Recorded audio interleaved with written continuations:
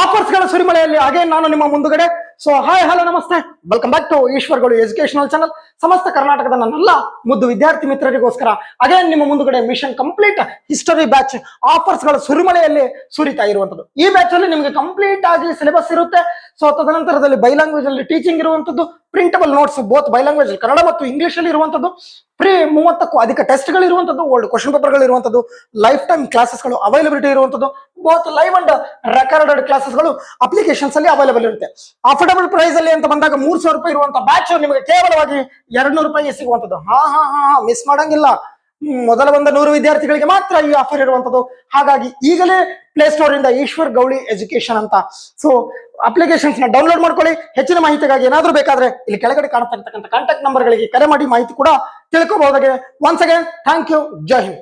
ಉಳಿದ ಆಫರ್ ಕೂಡ ನೋಡ್ಕೊಂಡು ಹೋಗಿ.